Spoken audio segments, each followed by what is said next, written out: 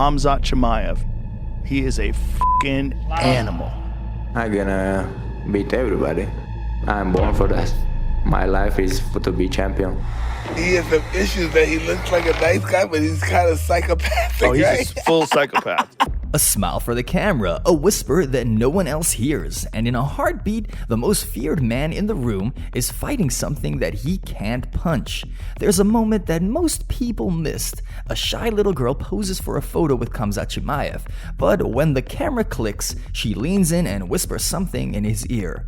What should have been a joyful moment suddenly shifts. She's not just any fan. Like many of the children that were seated in the crowd, she's an orphan. Stick around and I'll explain what she said to him in that moment, because whatever she whispered, it broke him. Khamzat tries to comfort her, but she runs off the stage, hiding her tears. At first, he looked composed. Then grief creeps across his face. His gaze turned heavy and his jaw tightened, like he was holding back a lifetime of pain. The crowd watches as a ruthless fighter who built a reputation on violence and destruction starts breaking in front of them. He fights to hold it all together, but he fails.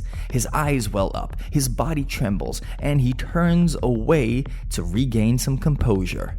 In that moment, the mask of the invincible warrior slips, and what's left is something raw, something fragile, and mostly something human.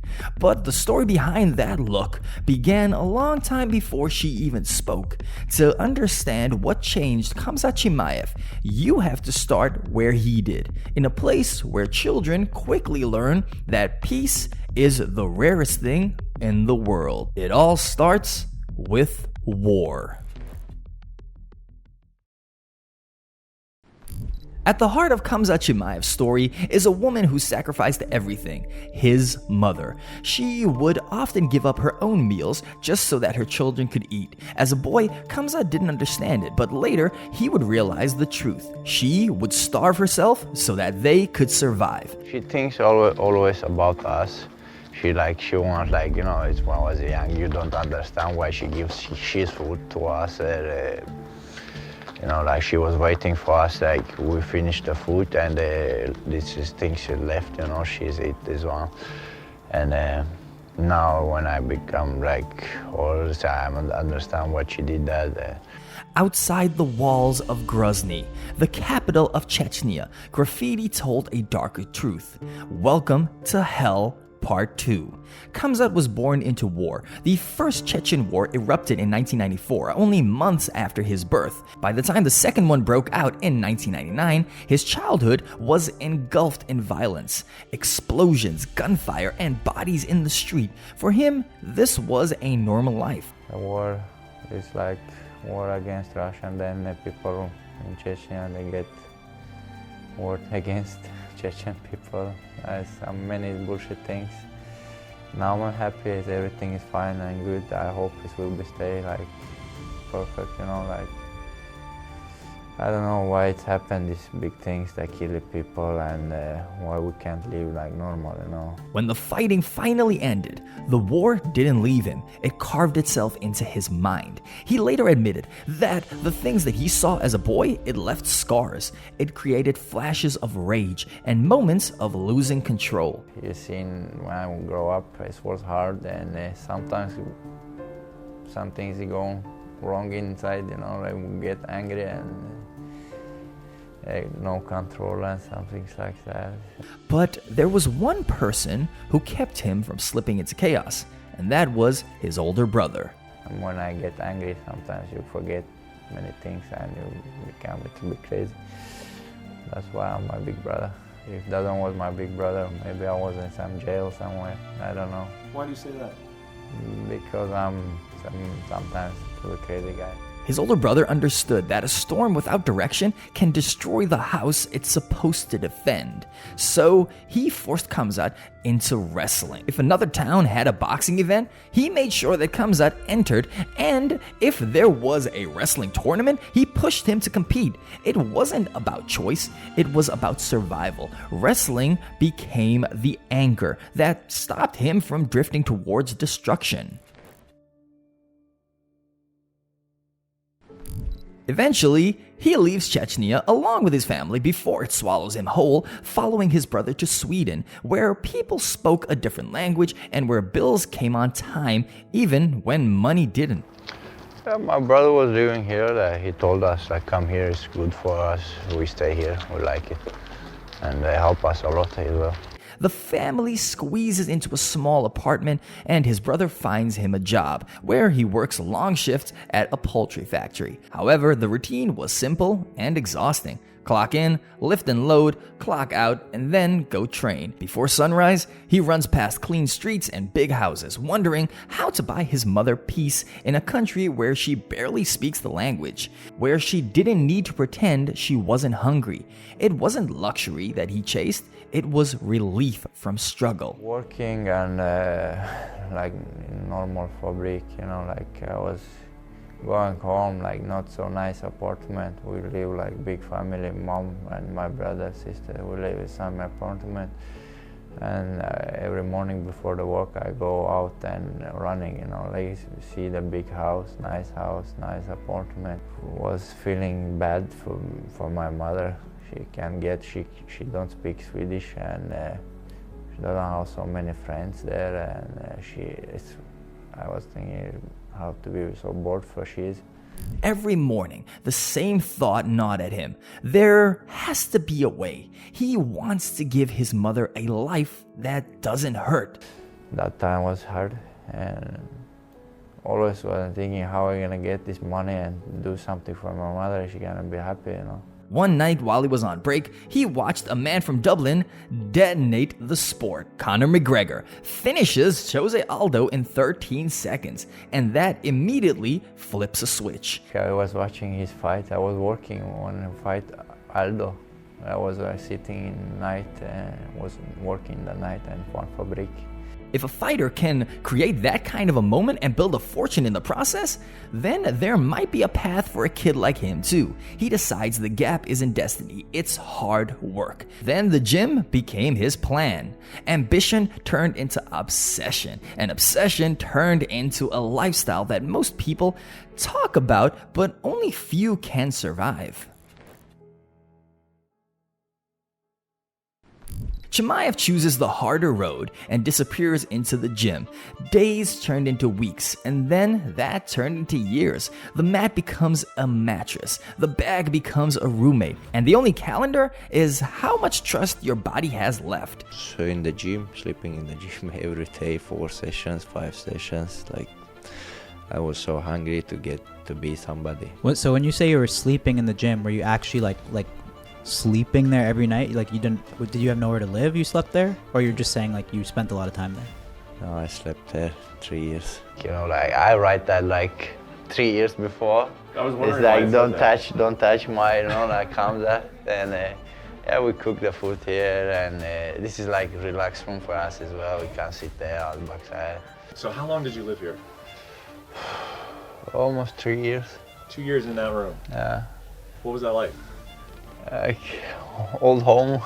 You feel home right now? Yeah, comfortable. Yeah. 3 years living under fluorescent lights will warp your mind. The silence becomes deafening, and sometimes you just swing a heavy bag just so that you could hear something. Hunger is the alarm clock. Obsession is the lullaby. Then someone finally says it all out loud. This kid might be different, not because he talks, but because he never stops training. The regional scene can't hold him. Fights stack up, highlights multiply, and within a few months, he's already 4-0, every performance louder than the last. The UFC looks his way, and they can't look away. Veterans of the game stare at the screen and say they haven't seen anyone like this before. The guy's special. I've been in this game my whole life. I've never seen anything like him. Khamzat grins into the mic and asks for next week. Then he gets it, and as expected, he wins again, claiming the fastest turnaround in UFC history. I want to fight next week. Doesn't matter when. Is that today, tomorrow? One more fight. I'm so hungry. How soon do you want to fight again? Aside from today, obviously, because we're running out of opponents I for want to you. fight today also, brother. I'm gonna smash everybody. Give me champion, 84 kilos, 77 kilos. I'm gonna smash both. It's over, Paul. It's over. That's it. Is it. 10-0. The hype climbs, doubters raise a hand saying that he hasn't been pushed yet. A tougher man steps forward to provide the push. In any of his fights that I've seen, he hasn't met real resistance. I'm a tough guy, and I'm going to show him that this time you bit off more than you can chew. Straight on the pressure, like he always does.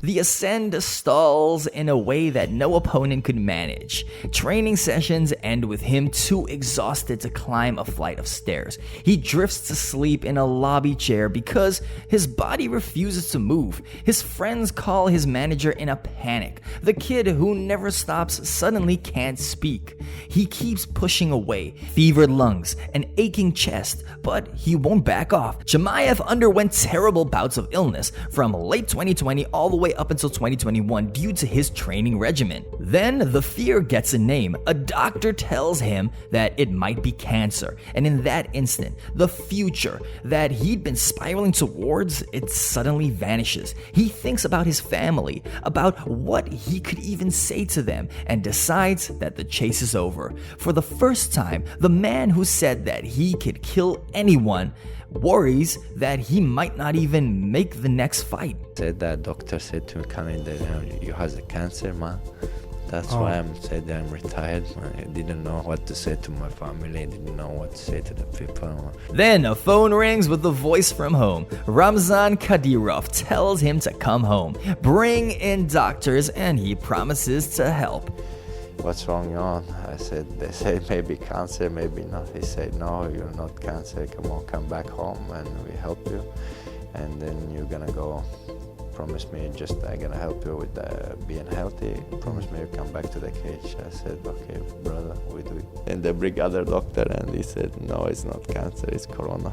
Then came the relief. In the months that followed, training clips appeared online, staged sparring with a head of state where Kadyrov gets the better of the exchanges, smiles for the cameras, and also Khamzat plays along with all of this. The fighter looks fine and he's happy as the internet watches and wonders what exactly they are seeing. 3 weeks after feeling like a ghost, he said that he felt like himself again. Whether that was science, faith, or pure stubbornness, it doesn't matter. What mattered was the wolf was back. After a year away, the question wasn't whether Khamzat still had the fire, it was how hot it would burn when he returned. The answer came wrapped in calm menace. Li Jingliang, the Leech, a veteran who'd basically seen every trick in the book, and he bled his way through the margins. From the opening bell, it looked less like a fight and more like a demonstration. Khamzat lifted a world-class welterweight like he was a piece of furniture. He walked him across the octagon and he tightened the choke as if to show the room that this is exactly where he wanted to place the fighter. The dominance drew a new orbit of attention, and in that gravity, the next assignment, a razor in 4-ounce gloves. Khamzat vowed to make it a first-round knockout, and the room cheered like they believed him. Hey, I'm gonna smash that guy, knock him out 1 minute, guys. I promise you. But once the cage door closes, Khamzat lets emotion take the wheel. The plan was patient pressure, layered entries, and responsible defense.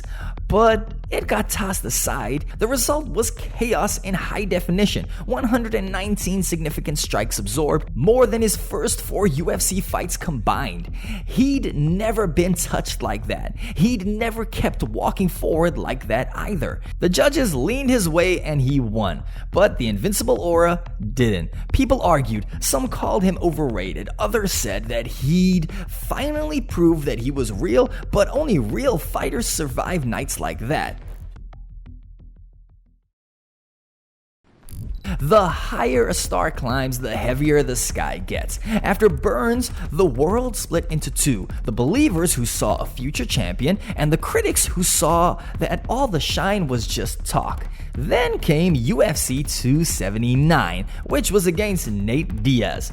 By the morning, Khamzat had to make weight, but he didn't. The cutting went sideways, cramps, body seizing up, and the medical team forced a halt.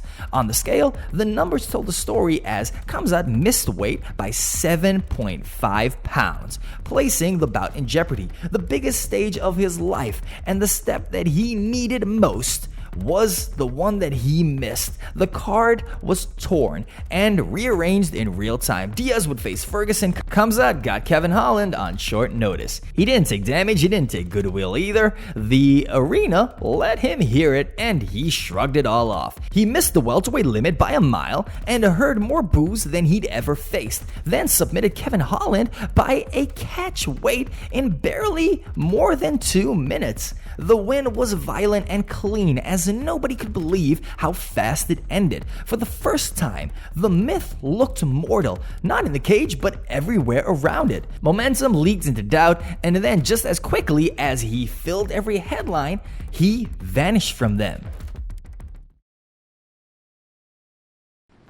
For nearly a year, Khamzat slipped off the grid. Rumors replaced fight updates, and airport whispers arose. A seized passport, a flight diverted into questions with no answers, and all the talk about the inevitable is suddenly about absence. However, Dana said it looks like he's going through some personal problems, but he'll be back soon. Then there's a spark, and the return is announced. He's set to face Paulo Costa, a composition of muscle, malice, and guaranteed mayhem. But the build gets messy pretty fast as surgery talks emerge and doubt follows. Will the fight ever happen? Paulo Costa can't make the fight, then the matchmaker board flips again. And just like that, Khamzat steps up the food chain to face a bigger name and a higher risk. Kamaru Usman, the former welterweight king, faces Khamzat at middleweight, and the stakes are explicit. Win and you've got a shot to face the champion and claim the throne. Through all of it, the vanishing act, the reshuffle, the climb, only one voice lingers from the stage months earlier, an orphan girl with a request that sounds like a plea and a promise at the same time. She reportedly said, "My father is dead. Can you please teach my brothers how to fight?" Fight night comes, and Khamzat Chimaev steps up for the biggest fight yet. The bout ends, and he's still undefeated. However, Khamzat takes the microphone and doesn't ask about rankings or belts. He looks past the cage, past the lights, and talks about kids in places where sirens are lullabies, and rubble is basically their playgrounds. Guys, you know what's happening in the world now, right now? I wasn't happy in the cage fight this week. Oh, see the kids dying. It doesn't matter. Whatever in the world, Ukraine and Syria, Afghanistan, Palestine, USA, doesn't matter. When kids die, it's hard, guys. I love the kids. I have a boy who's waiting for me back home. Is only 3 months. If he's just crying, I know how it feels. And when somebody dies, guys, I don't know what to say. Inshallah, we'll be good in the world. I hope so. Muslim, Christian, Jewish, doesn't matter. Please, guys, be together. Let us live in this world good. And let us be happy. Thank you, guys. War made him. Love for the ones who grow up inside of it changed him. The wolf still hunts, but now you can hear who he is howling for. Between fights, he stopped letting maps define him. He trained in Sweden, moved his base to the UAE, and he ensures his rise keeps reminding him of where his story started. None of it changes the assignment. Win the belt, protect the family, and whenever the world hands him a microphone, use it to lift something other than your own name. That path led to one man standing between him and the thing that he always wanted, the title fight. Chicago, United Center, Khamzat Chimaev versus Dricus du Plessis. the fight everyone had been waiting for. Dricus du Plessis walked in as the middleweight champion, proud of the chaos that he brings into every exchange. Chimaev took down du Plessis almost at will throughout the 5-round bout, and he held onto the canvas for extended periods of the contest. By the time that the final horn sounded, the numbers told the story clearly. It's the Wolf who stood victorious, claiming the throne after a dominant win. The judges didn't hesitate, and so the belt moved, and now a new middleweight champion was crowned. So guys, you've seen the road, you've heard the stories, and now tell me, what moments do you think really changed him the most? Drop your comments down below, guys. Don't forget to like and subscribe and turn on those bell notifications. And guys, I'm Ty, and I will catch you on the next one.